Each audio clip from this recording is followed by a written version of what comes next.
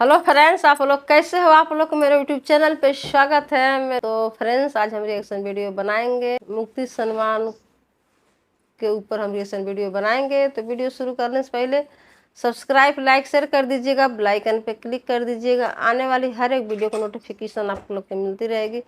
Please support कीजिएगा, subscribe भी कर दीजिएगा। तो वीडियो स्टार्ट करते हैं। इन लोगों को यहाँ हिंदुस्तान में अब तकलीफ शुरू हुई है कि ये 26 आयतें कुरान से हज़फ कर दी जाए। मदरसों में ये पढ़ाते हैं, जिसकी वजह से आतंकवाद बढ़ता है, दहशतगर्दी को फरोग मिलता है। मैं उनसे पहले ये आयतें पढ़ करके सुनाऊंगा, उसके बाद जवाब मैं क्या देने वाला हूं वो इंतजार करें। जवाब में हो सकता है आप ये समझेंगे कि आप डिफेंस करेंगे, नहीं इसका मतलब ऐसा नहीं वैसा नहीं। मैं ऐसा कुछ नहीं बताना चाहता, मैं कुछ नहीं कहूंगा। कुरान की आयत पढ़ता हूं, जवाब मैं जो बताता हूं तवज्जो से सुने। आयत नंबर 1 कुरान पाक की, जिस पर इनको तकलीफ है। सनुल्की फी कुलूबिल लज़ीना कफरु रुअब बिमा अशरकू बिल्लाह मा लम युनज़्ज़िल बिही सुल्तान व मअवाहुमुन नार व बि'स मथवा ज़ालिमीन। अल्लाह फरमाता है, कंजुल ईमान का तर्जुमा मैं हर जगह करता रहूंगा, तवज्जो। कोई दम जाता है कि हम काफिरों के दिलों में रौब डालेंगे, काफिरों के दिलों में रौब डालेंगे कि उन्होंने अल्लाह का शरीक ठहराया, जिस पर उसने कोई समझ ना उतारी, और उनका ठिकाना दोज़ख है, और क्या बुरा ठिकाना ना इंसाफों का। इस आयत में तकलीफ किस बात की है? इनको तकलीफ किस बात की है? इस बात की है कि ये अल्लाह तुम्हारा कह रहा है काफिरों के दिलों में मुसलमानों का रौब डालेगा, रौब डाल करके रखेगा, हम सबको डराएगा तुम्हारा अल्लाह। ये आयत नंबर 1। दूसरी आयत जिससे इनको तकलीफ है, जो कुरान से निकालने की बात करते हैं, सुप्रीम कोर्ट तक भी गए ना ये। हाँ, सुप्रीम से भी ऊपर अगर कहीं और भी है तो वहां तक भी जाएं। वद्दू लौ तकफुरून कमा कफरू फतकूनून सवाअन फला तत्तखिदू मिनहुम औलिया हत्ता युहाजिरू फी सबीलिल्लाह फइन तवल्लौ फखुदूहुम वक्तुलूहुम हैथु सक़िफ्तुमुहुम हैथु वजदतुमुहुम वला तत्तखिदू मिनहुम वलिय्यन वला नसीरा। वो तो ये चाहते हैं कि कहीं तुम भी काफिर हो जाओ जैसे वो काफिर हुए, तो तुम सब एक से हो जाओ, तो उनमें किसी को अपना दोस्त न बनाओ जब तक अल्लाह की राह में घर बार ना छोड़ें। फिर अगर वो मुंह फेरें तो उन्हें पकड़ो और जहां पाओ कत्ल करो, और उन्हें किसी को न दोस्त ठहराओ न मददगार। कहते हैं देखो कुरान क्या सिखा रहा है। कुरान कह रहा है कि काफिरों को जहां पकड़ो मारो, कत्ल करो, और उनको दोस्त न बनाओ। ये तकलीफ उनको देती आयत। इसका पस मंजर क्या है, बैकग्राउंड क्या है, इससे उन्हें कुछ लेना देना नहीं है। कुरान की आयत आई है, ये आयतें भी आपको मैं इंशाअल्लाह अज़ीज़ पहुंचवा दूंगा। ये सूरह निसा की आयत नंबर 89 है, तर्जुमा भी बताए। इनका जवाब मैं अभी अर्ज करता हूं। आयत सुने। इन्नल्लज़ीना कफ़रू बिआयातिना सौफ़ नुस्लिहिम नारा कुल्लमा नज़िजत जुलूदुहुम बद्दलनाहुम जुलूदन गैरहा लियज़ूक़ुल अज़ाब इन्नल्लाह कान अज़ीज़न हकीमा। बेशक जिन्होंने हमारी आयतों का इनकार किया, अनकरीब हम उनको आग में दाखिल करेंगे। अल्लाह फरमा रहा है, जिन्होंने हमारी आयतों का इनकार किया उनको हम आग में दाखिल करेंगे। जब कभी उनकी खालें पक जाएंगी, हम उनके सिवा और खालें उन्हें बदल देंगे कि अजाब का मजा लें। बेशक अल्लाह गालिब हिकमत वाला है। तकलीफ तो देगी। जिसमें अल्लाह ने फरमाया जिन्होंने हमारी आयतों का इनकार किया, अल्लाह फरमा रहा है हम उन्हें जहन्नम में दाखिल करेंगे और उनकी खालों को पकाएंगे। जब उनकी खालें पक जाएंगी तो हम दूसरी नई खालें डालेंगे ताकि वो अजाब चखें। आप सबको ऐसा लगेगा, और नए मजमे में अगर हिंदुओं के दरमियान भी बयान करें तो वो भी बेचारे उतावले हो जाएंगे, बिखर जाए। ये क्या है, हमारे बारे में आयतें हैं। अब मैं सारी आयतें पढ़ूं तो वक्त चला जाएगा। हर आयत के साथ मैं जवाब भी पेश कर देता हूं। हमारे टाइम पर जितनी भी हो जाएंगी यहाँ बयान करूंगा। बाकी किताब इंशाअल्लाह अज़ीज़ जल्द ही सब तक पहुंचाई जाएगी। मैंने जो आयत पढ़ी, पहले अल्लाह ने जो फरमाया है कि हम तुम्हारा रौब काफिरों के दिलों में डालेंगे, यही आयत है ना। और इससे उनको एतराज है कि ये कैसी बात है कि कुरान कहता है तुम्हारा रौब हमारे दिलों में डालेंगे। अल्लाह फरमा रहा है ना, अल्लाह फरमा रहा है। चलो ठीक है, हम अल्लाह के बंदे हैं। अल्लाह अगर हमें ये बात फरमा रहा है तो हम तो नाज से झूमेंगे। अल्लाह जब ये फरमा रहा है कि हम तुम्हारी मदद कर रहे हैं और तुम्हारा रौब काफिरों के दिलों में डालेंगे, जरा आओ अब जवाब के तौर पर मैं इसका दिफा अपने अल्फाज में नहीं करना चाहता, हम भगवत गीता को ही उठा लेते हैं। श्रीमद् भगवत गीता मेरे पास मौजूद है। पूरी किताब मेरे पास है, उसका उर्दू तर्जुमा जिसने किया है वो भी मेरे पास मौजूद है। परम पूज्य एसी भक्ति वेदांत स्वामी श्रीला प्रभुपाद जिन्होंने इसका तर्जुमा किया है, वो किताब मेरे पास मौजूद है और मैं पूरी तैयारी करके लेके आया हूँ। ये आपके सामने आज बयान कर रहा हूँ, मैं इसको पूरे तौर पर महफूज रखना चाहता हूँ। इसके बाद कोई मुसलमान अपने आप को डिफेंस वाले लेवल में ना ले जाए कि वो हमला करते रहे और हम जवाब देते रहे। नहीं, हम बताते हैं कि इनकी किताबों में क्या क्या सख्त बातें लिखी गई हैं, मारो काटो पकड़ो तोड़ो सब है, और तुम कहते हो कि कुरान में है ये सब चीजें। अब पढ़ता हूं, सुनो। ऋग्वेद भी है, इनके 4 वेद मशहूर हैं, यजुर्वेद, अथर्ववेद, सामवेद, ऋग्वेद।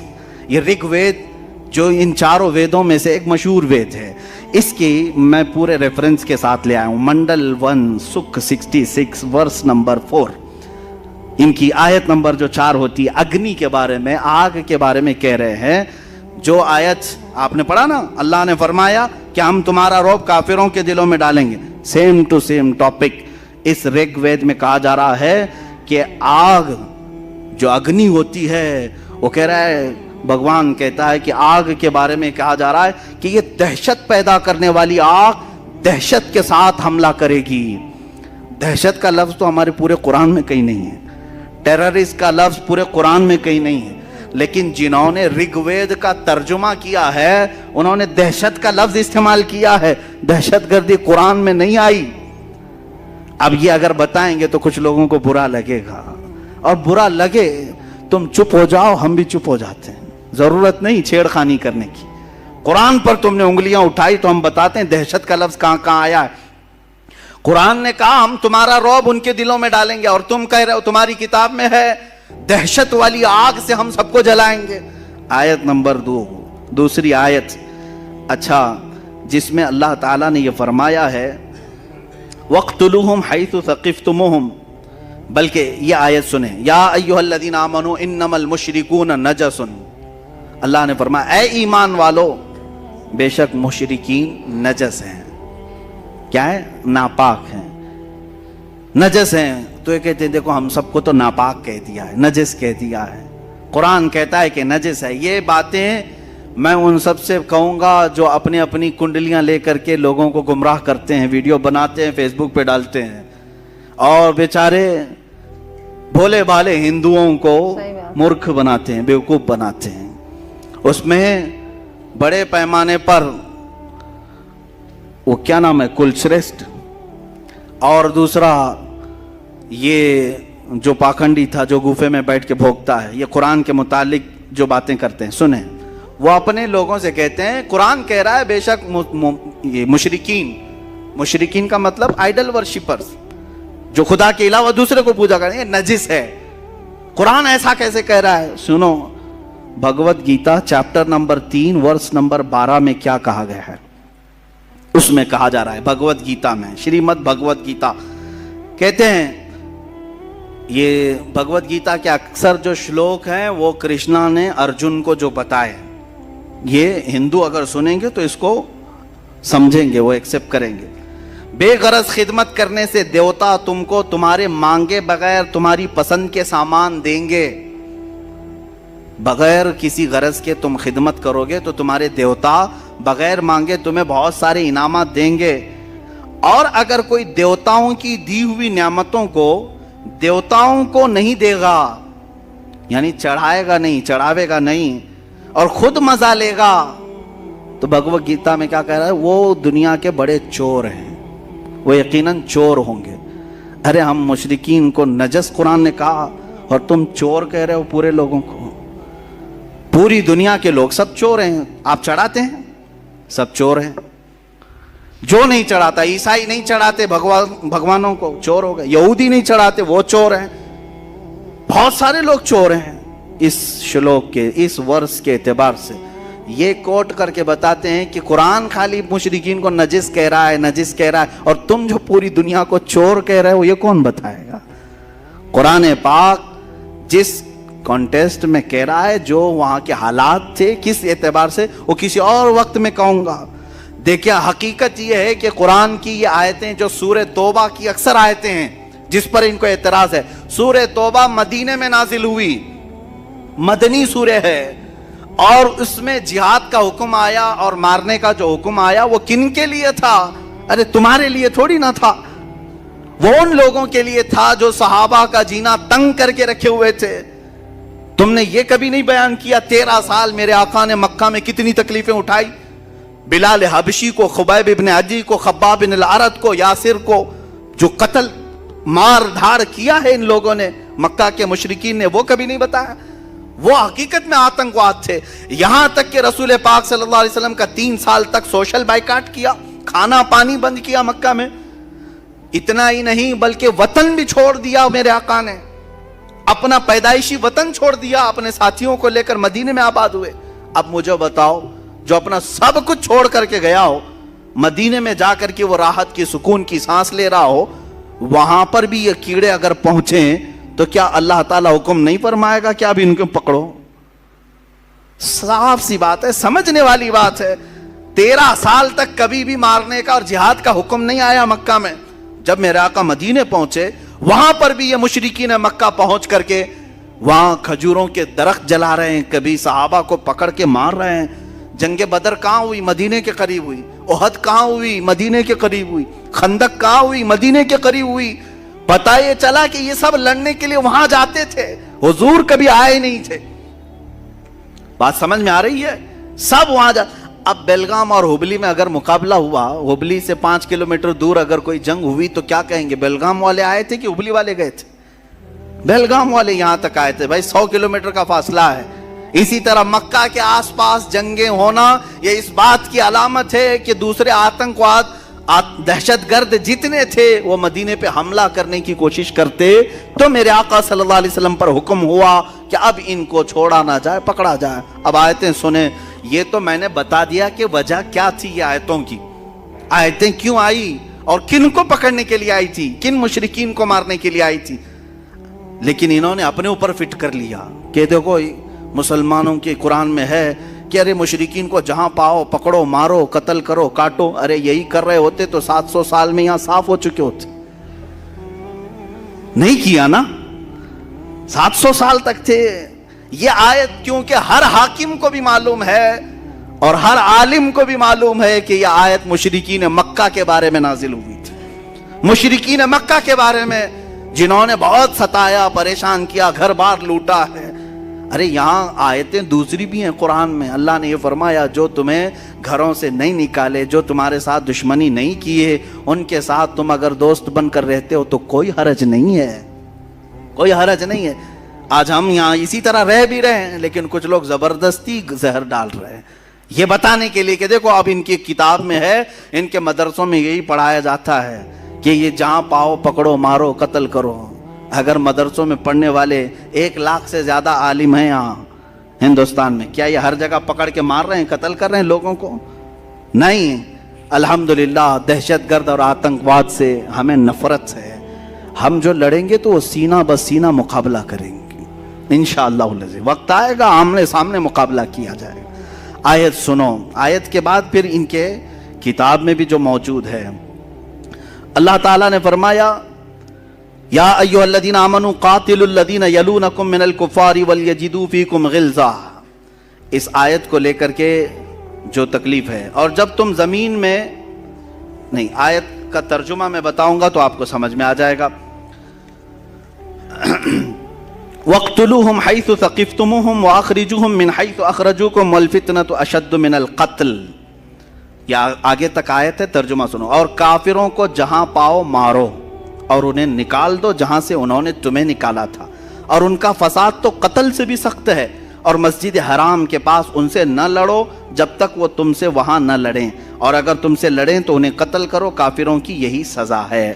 यह आयत दर्द देती है, तकलीफ देती है। देखो जहां पाओ मारो, कत्ल करो, कुरान यही कह रहा है, कुरान यही कह रहा है।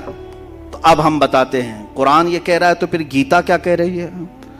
श्रीमद् भगवत गीता चैप्टर 4 वर्स नंबर 78, इसमें ये कहा जा रहा है, साधुओं, कृष्णा जो है वो कहते हैं कि मैं कब कब आता हूं, कब कब आता हूं। सुनो, कहते हैं साधुओं की हिफाजत करने के लिए और गुनहगारों को नीस तो नाबूद करने के लिए और धर्म को कायम रखने के लिए मैं अलग अलग अंदाज में अवतार लेता हूं। कौन कह रहा है? कृष्णा कह रहे हैं। मैं नीस तो नाबूद करने के लिए आता हूं। किसको? जो गुनहगार हैं उनको नीस तो नाबूद करेंगे कृष्णा जी, और साधुओं की हिफाजत करेंगे, और जो धर्म को नहीं मानता उसको खत्म करने के लिए अलग अलग अवतार में आएंगे। यहां नहीं मिल रहा है तुमको कि भाई वो सीधे कृष्णा जी उतर के खत्म करने आ रहे हैं। तुम क्या जवाब दोगे? वही इंशाअल्लाह हम भी बाद में जवाब देंगे। कुरान कहता है, कुरान की जो आयत है जिसमें इनको ये तकलीफ है, हाँ, या अय्युहल्लज़ीना आमनू, बड़े मजे की बात, या अय्युहल्लज़ीना आमनू ला तत्तखिदुल यहूद वन नसारा औलिया।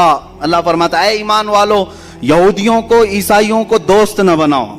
ये दोस्त का तर्जुमा करते हैं, औलिया का मतलब हकीकत में देखा जाए तो सिर्फ दोस्ती मुराद नहीं, बल्कि उनको सारे इख्तियारात मत दो। ये असल मसला है, क्योंकि मदीने में जब सहाबा गए थे तो वहां यहूदी भी थे, ईसाई भी थे, वो छुपे हुए दुश्मन थे और जा करके मुशरिकीन और दुश्मनों की मदद करते थे। तो कुरान में अल्लाह ने फरमाया, ईमान वालों तुम बचे रहो इनके साथ, कि तुम जा करके इनको राजें बताओगे, अपने सारे माल असबाब की सब राज बताओगे तो ये जाके दुश्मनों को बताएंगे। इसलिए अल्लाह ने क्या फरमाया, इनसे दोस्ती मत रखो, इनको पूरा इख्तियार मत दो। लेकिन ये 1400 साल के बाद आज वावेला मचा रहे हैं। देखो कुरान तो कह रहा है दोस्ती मत करो। अरे यहूदियों से दोस्ती नहीं करना, ईसाइयों से दोस्ती नहीं करना है, और काफिरों से दोस्ती नहीं करना है। कुरान तो सिर्फ दुश्मनी सिखा रहा है, दोस्ती नहीं सिखा रहा है।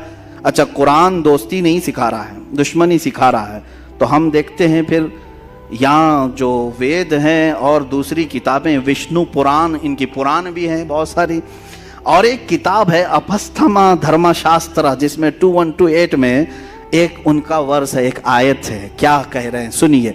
किताबें भी मिल जाएंगी, इंटरनेट पर भी मिल जाएंगी, मेरा कहा हुआ सब रिकॉर्ड भी मौजूद होगा।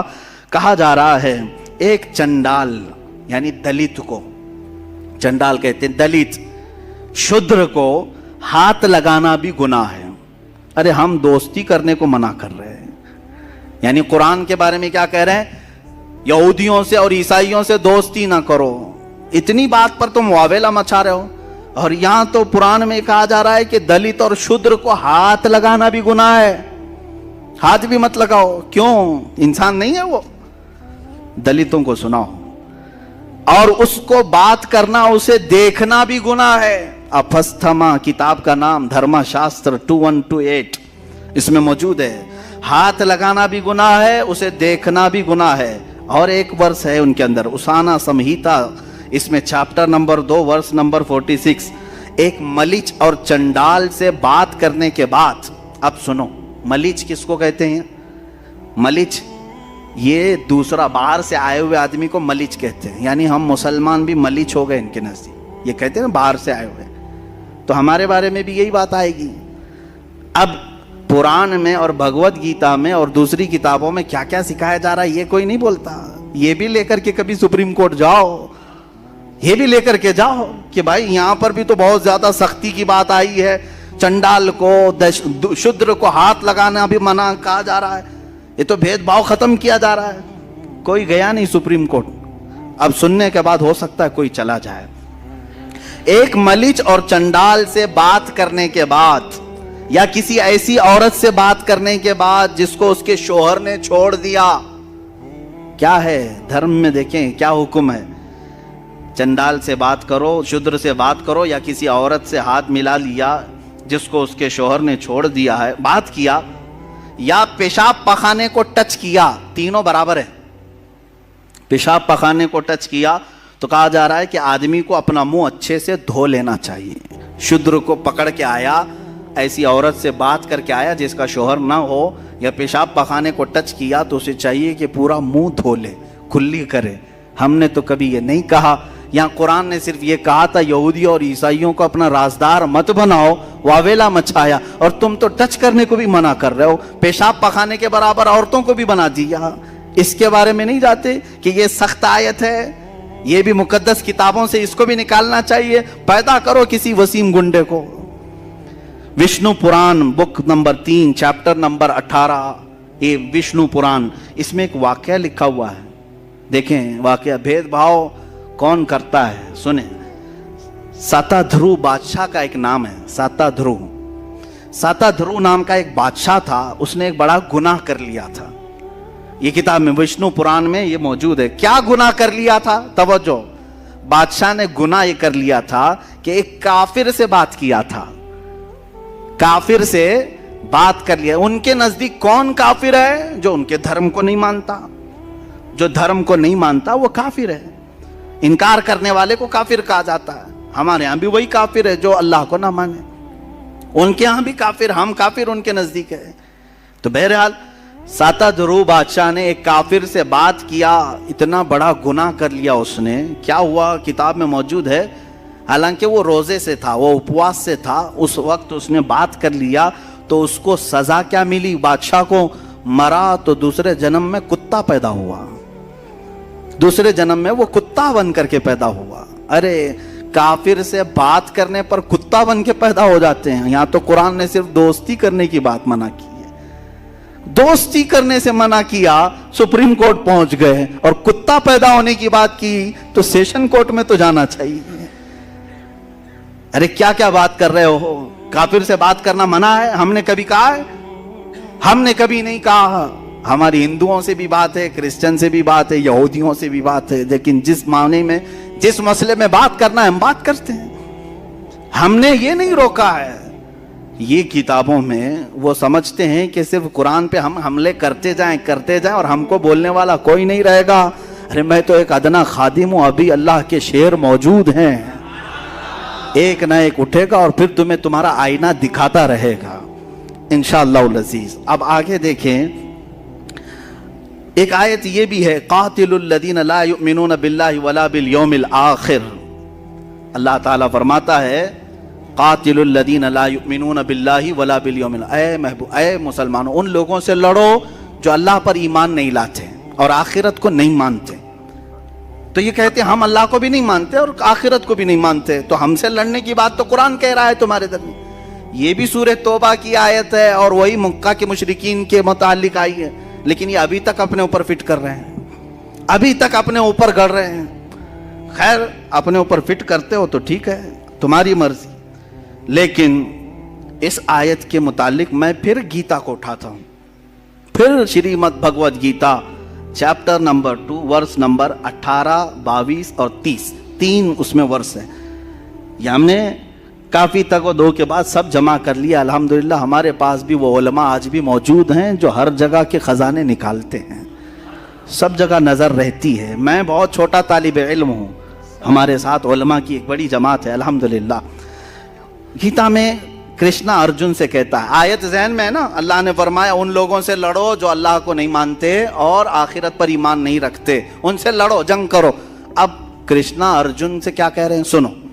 कहता है, सारे जिस्म खत्म होने वाले हैं मगर रूह बाकी रहने वाली है, इसलिए अर्जुन इस बात को समझकर जंग करो कि जिस तरह इंसान पुराने कपड़े उतार कर नए कपड़े पहन लेता है, वैसे ही रूह पुराने जिस्म को छोड़कर नए जिस्म में आ जाती है। तो ऐ भारत के बेटे अर्जुन, जिस्म में रहने वाली रूह को ख़त्म नहीं किया जा सकता, वो अगले जन्म में फिर पैदा हो जाएगी। यानी अगर तुम किसी जिस्म को मारते हो, काटते हो, तो खौफ करने की ज़रूरत नहीं। और एक दूसरी उसमें ये कहा गया है कि तुम इस बात का खौफ नहीं करना, इसलिए कि जिस जानदार को तुम मार रहे हो उसके बारे में तो लिखा गया है, पहले से ही मरने वाला था। खाली तुम जिस्म को मार रहे हो, रूह तो रहती है। इनके यहाँ 7 जन्म का जो मसला है, तो काटो जितनों को चाहे, मारते रहो। अरे यहाँ मारा, अभी ये दूसरी जगह आ जाएगी, पूर्ण जन्म लेकर के दूसरे में पैदा हो जाएगी। तो कृष्णा अर्जुन से कह रहे हैं मारो इनको, कोई मसला नहीं है। और कुरान के मुतालिक कह रहे हो कि अल्लाह ने फरमाया कि कत्ल करो उन लोगों को। गीता में भी वही चीज मिलेगी आपको, सेम कॉन्टेस्ट, सेम चीजें हम निकाल करके, ये अभी कुछ ही चीजें हैं, तलाश करेंगे तो हो सकता है बहुत सारी चीजें मिलेंगी। अब देखें, जो लोग, ये एक आयत ये भी है, इसको कहते हैं, ऐ ईमान वालो, या अय्युहल्लज़ीना आमनू ला तत्तखिदू आबाअकुम व इख्वानकुम औलिया इन इस्तहब्बुल कुफ्र अलल ईमान। ऐ ईमान वालो, अपने बाप अपने भाइयों को दोस्त न रखना। तुम्हारे लिए भी हुक्म है, हमारे लिए भी। अपने बाप भाइयों को दोस्त नहीं रखना अगर वो ईमान छोड़कर काफिर हो जाएं। अल्हम्दुलिल्लाह हम आज भी यही करेंगे ना। हाँ, हमारा अकीदा यही है, नबी से हो जो बेगाना उसे दिल से जुदा कर दे, पिदर मादर बिरादर जानो माल उन पर फिदा कर दे। हमारा अकीदा ये है, नबी से जो हो बेगाना वो हमारा हो नहीं सकता। और कुरान कह रहा है तुम्हारे बाप भाई वगैरह अगर ईमान को छोड़कर कुफ्र को पसंद करते हैं तो दोस्त मत रखो उनके साथ दोस्ती मत रखो, वरना क्या होगा, तुम्हारे साथ भी छेड़छाड़ करेंगे और अलग मामलात होंगे। बहरहाल अब गीता में भी ऐसा ही कुछ मिलता है।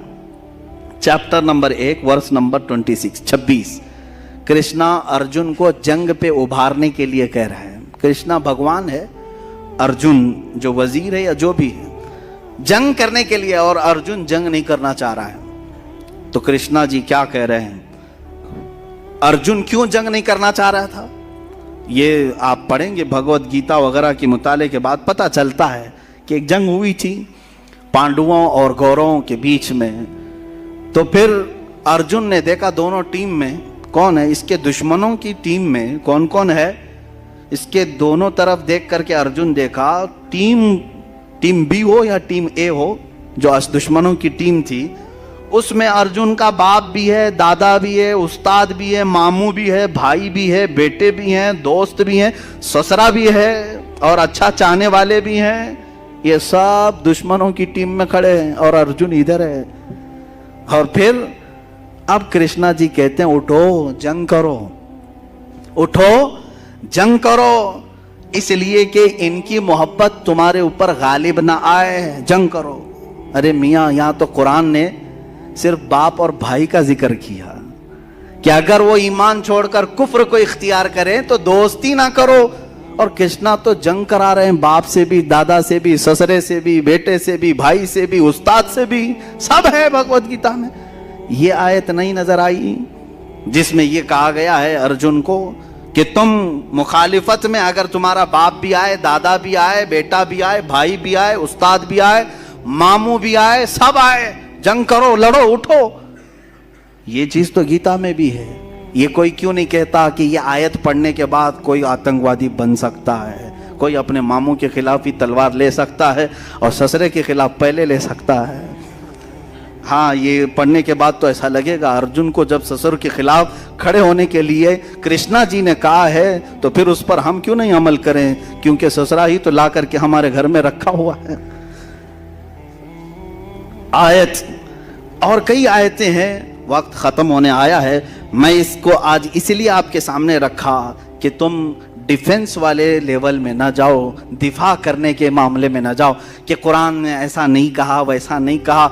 मियाँ, इनकी किताबों में भी सेम चीज़ें हैं। वक्त होता तो फिर बाइबल और तौरात वगैरह उन दूसरी किताबों को जो मुकद्दस माना जाता उससे भी लाया जाता, लेकिन आज मामला यहाँ पर हिंदुस्तान में इनके साथ है। और ये समझते हैं कि हमारे यहाँ ऐसा कुछ भी नहीं है, सिर्फ कुरान में है, सिर्फ कुरान में है। मैंने जितनी आयतें पढ़ी कुरान की और उसके मुकाबले में जितने वर्स और जितने चैप्टर भगवत गीता के, अभी मनुस्मृति का तो हाल ही अलग है। मनुस्मृति जो है ये तो बहुत खतरनाक किताब है, खतरनाक किताब है। इसको 2-3 मरतबा इन्होंने बदल दिया, फिर भी अभी भी जाके खतरनाक है। अभी भी जाके इसमें जो लिखा गया है, ये देखें, कुरान में एक आयत है, मलऊनीन ऐनमा सुक़िफ़ू उख़िज़ू व क़ुत्तिलू तक़तीला, यानी मुनाफिकों के बारे में कहा है अल्लाह ताला ने कि लानत किए हुए लोग हैं, जहां इनको पाओ पकड़ो मारो। ये आयतें पकड़ो मारो वाली इनको बहुत तकलीफ देती। किसके लिए कहा गया है? जंग हो रही है, दुश्मन भाग जा रहा है या दसीसाकारी कर रहा है तो उसको क्या छोड़ देंगे आप? अरे इंडिया के बॉर्डर को क्रॉस करके कोई दुश्मन दाखिल हो जाए, क्या इंडिया की हुकूमत ऐलान नहीं करेगी जहां पाओ पकड़ो उसको? नहीं ऐलान करेगी कि एक बॉर्डर क्रॉस करके घुस आया है हमारे स्टेट के अंदर, जहां मिले, अरे पोस्टर भी लगाते हैं, ऐसी शक्ल वाला कहीं दिखे तो फौरन पकड़ो, पकड़ने का हुक्म तो आता है। लेकिन वो पोस्टर लेकर के क्या हम सबके घरों पे फिरते रहेंगे? हर एक को पकड़ने का गवर्नमेंट ने कह दिया है, पकड़ो मारो। अरे भाई, खास आदमी के लिए कहा है जो बॉर्डर से घुस करके आया। इसी तरह कुरान ने उन खास लोगों के लिए कहा है जो इस्लाम की जड़ें काटने पर लगे थे। तो मलऊनीन का जो लफ्ज आया, कहते हैं देखो लानत करते हैं कुरान में, हमारे ऊपर लानत करते हैं, ये तो मुनाफिकीन के लिए की गई हुई आयत है। लेकिन फिर भी आपको मैं बता दूं, गीता में चैप्टर नंबर 16 वर्स नंबर 9 में कहते हैं जो लोग गीता की बात नहीं मानते वो शैतानी लोग हैं। आयत है कुरान में, मलऊनीन का लफ्ज आया, लानत किए हुए हैं, और भगवत गीता में कहा कि जो गीता को नहीं मानते वो शैतानी लोग हैं। ये लोग रूह को नहीं मानते, हकीर लोग हैं, बेवकूफ हैं, उनका काम दुनिया को तबाह करना है। 4-4 गालियां दे दिया आपने पूरी दुनिया को। शैतानी लोग हैं नंबर 1, हकीर लोग हैं नंबर 2, बेवकूफ हैं नंबर 3, दुनिया को तबाह करने वाले हैं नंबर 4। गीता को नहीं मानने वाले ईसाई भी हैं, वो भी बेवकूफ हैं, यहूदी हैं, वो भी बेवकूफ हैं, और जितने चाइनीज हैं वो भी बेवकूफ हैं, बुद्धिस्ट जितने हैं वो भी बेवकूफ हैं। क्योंकि गीता में कहा गया जो गीता को नहीं मानते वो शैतानी हैं, बेवकूफ हैं और दुनिया को तबाह करने वाले। ये सारे लोग ये क्यों नहीं बोलते कि हमको गालियां दे रही है भाई किताब? हमने आज तक सुप्रीम कोर्ट में पूछा भी नहीं कि ये शैतानी लोग हमको कहा जा रहा है, बेवकूफ कहा जा रहा है, इसको निकालो। हम नहीं जानते हैं, हम नहीं चाहते, हमें जरूरत नहीं। तुम पढ़ो, तुम अपने पास रखो, कुरान हम पढ़ रहे हैं, हम कहां तुम्हें मारने जा रहे हैं, काटने जा रहे हैं। जो जहर फैलाने की कोशिश करेगा तो फिर तुर्की ब तुर्की जवाब भी दिया जाएगा। एक आयत ये पढ़ा।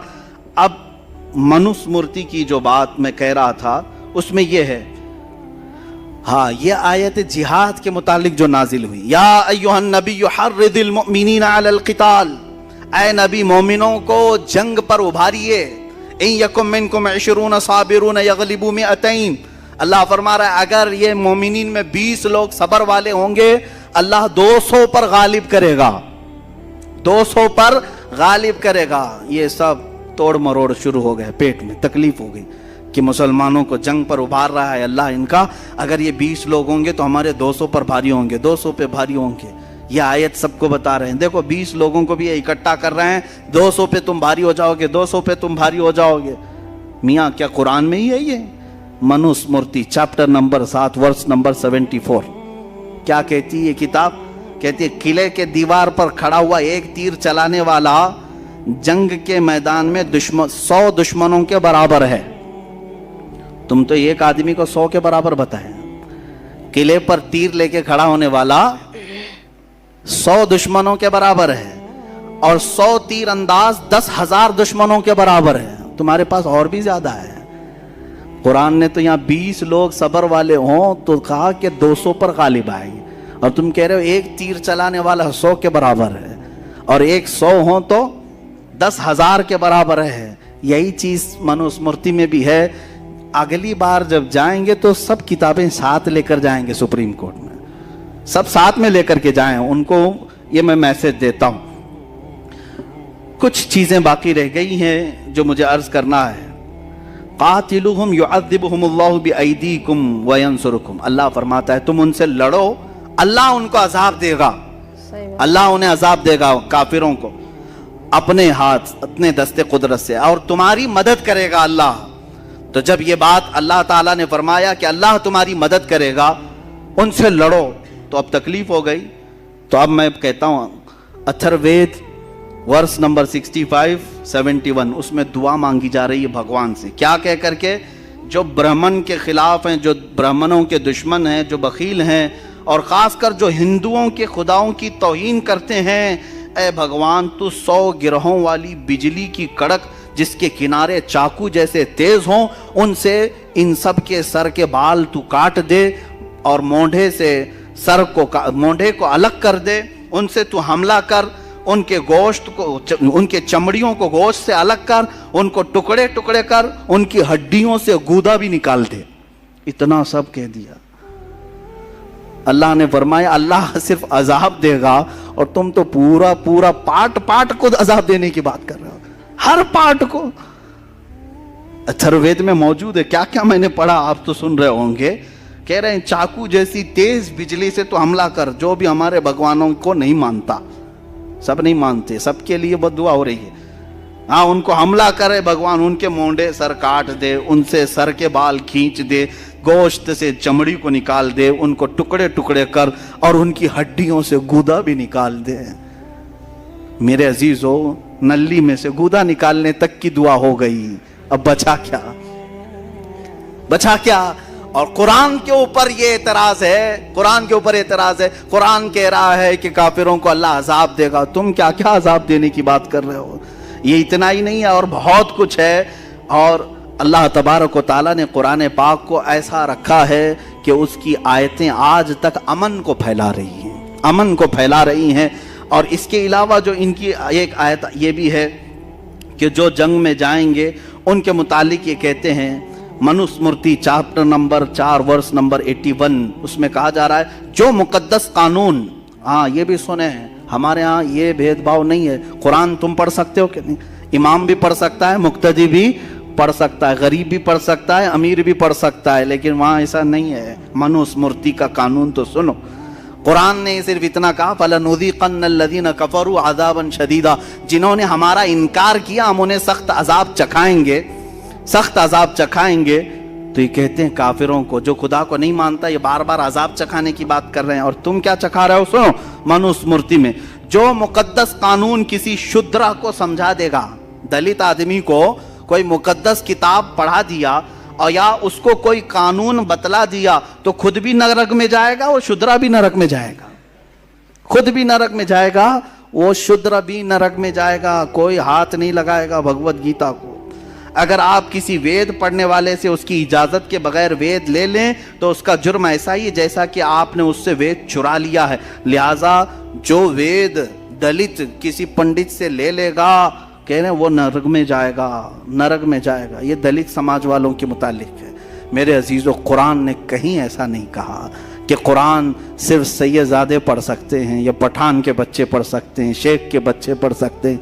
नहीं मेरे अजीज़ों, कुरान पाक को हर कोई पढ़ सकता है। यहाँ तक कि वो बच्चे अभी जो सन्ने बुलूगत को नहीं पहुँचे, वो पढ़ते क्या बल्कि हिफ्ज़ भी कर लेते हैं। ये मैंने आपको सिर्फ इसलिए बताया है कि कहीं तुम्हारे अंदर ये एहसास कमतरी ना आए। क्या कुरान में ऐसे लड़ने मरने काटने की बातें आई हैं जो ये हम पर हमला कर रहे हैं? कहीं कोई फिक्र करने की ज़रूरत नहीं। जिस दिन ये एतराज़ करेंगे, एक आयत ये बताएंगे तो 10 मैं किताबों से बताऊंगा कि कहाँ कहाँ तुम काटने की बात कर रहे हो, कहाँ कहाँ तुम कत्ल की बात कर रहे हो। सब पुरानी किताबों में मौजूद है। दुश्मनों से मुकाबला करना, जंगों के हालात मौजूद है, कौन सी जंग में कितने मारे गए, कितने कत्ल किए गए, सब मौजूद है। लेकिन क्या बताएं, आज इस्लाम दुश्मनी उरूज पर है। सबको सिर्फ इस्लाम को टारगेट करना है, कुरान को टारगेट करना है, इसलिए ये सारे मामलात उठाए जा रहे हैं।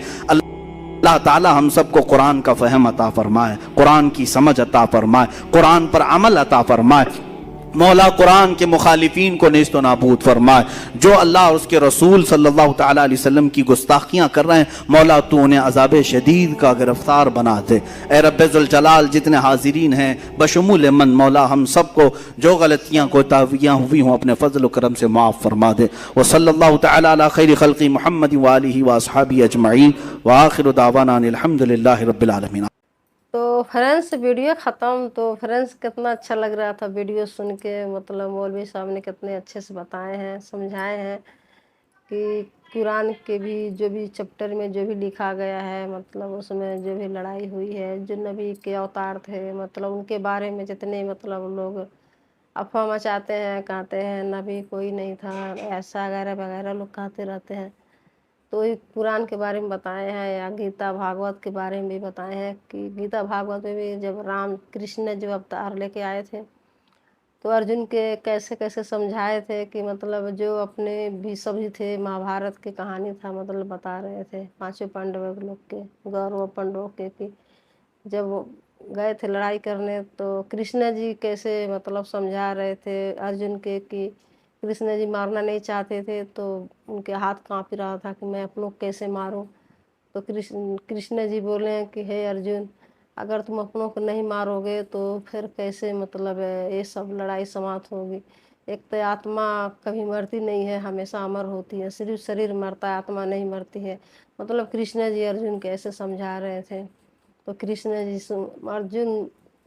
अर्जुन को समझा रहे थे, अर्जुन मतलब खूब ध्यान से सुन रहे थे, समझ रहे थे। तो जब खूब अच्छे से कृष्ण जी जब समझाए तब जाके अर्जुन का ज्ञान आया। तब मतलब अपनों के ऊपर मतलब अपनों से लड़ाई हुई तो जो पांडवे थे उनकी जीत हुआ, जो गौरव थे वो हार गए। तो ये बता रहे हैं कि ऐसा ही हमारे नबी के साथ भी हुआ था। मतलब जो उनके ऊपर अत्याचार करना चाहते थे, जो बुराई करते थे, जो नबी के लिए, उनके परिवार के लिए जो मतलब बुराइयाँ था, जो मारते लोग थे, जो काटते थे, उनके लिए भी, सिर्फ उनके मतलब लिए जो दुश्मन थे उनके खिलाफ कुरान में लिखा गया था कि जो मतलब हमारे साथ जो अत्याचार करते हैं उनको उनको मतलब मारा जाए, काटा जाए। ये नहीं कि सबको मारो सबको काटो। तो यही बात है, सही बात है। गलतफहमी होती है तो इंसान गलतफहमी पूरा समझते नहीं है, पढ़ते नहीं हैं, एक अफवाह मचा देते हैं तो हिंदू मुस्लिम होती रहती है। तो सही बात है, कभी अफवाह नहीं मचाना चाहिए। जैसे हमारे में कृष्ण जी अवतार लिए थे, राम जी अवतार लिए थे, वैसे उनके नबी अवतार लिए हैं। तो उनके ऊपर अत्याचार हुआ तो उनके लिए मतलब जो लिखा गया है तो वही सेम सेम टू सेम वही है जो कुरान में है, वही मतलब भागवत गीता में है। तो वीडियो में मतलब इतना अच्छा समझाए थे, दिखाए थे कि जो चैप्टर बताए हैं तो हर कोई मतलब देख सकता है, पढ़ सकता है।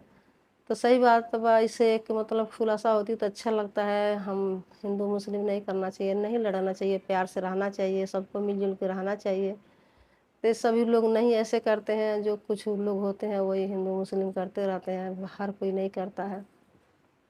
तो फ्रेंड्स मुझे बहुत अच्छा लगा, समझ में भी आया, बहुत प्यारा लगा। आप भी लोग देखेंगे तो आप लोग को भी बहुत अच्छा लगेगा, इससे कुछ सीख मिलेगा, समझने कुछ मतलब जरिया मिलेगी। हमको भी कुछ समझ में आया, बहुत समझ में आया, कुछ नहीं मैं बहुत ज़्यादा समझ में आया। तो फ्रेंड्स आप लोग पूरे वीडियो देखिएगा तो आप लोग को भी अच्छा लगेगा। तो प्लीज़ पूरे वीडियो देखिएगा या कमेंट करके ज़रूर बताइएगा, और सब्सक्राइब लाइक शेयर कर दीजिएगा, बेल आइकन पे क्लिक कर दीजिएगा। आने वाली हर एक वीडियो की नोटिफिकेशन आप लोग को मिलती रहेगी। प्लीज़ सपोर्ट कीजिएगा। तो मिलते हैं नेक्स्ट वीडियो में। Bye bye friends.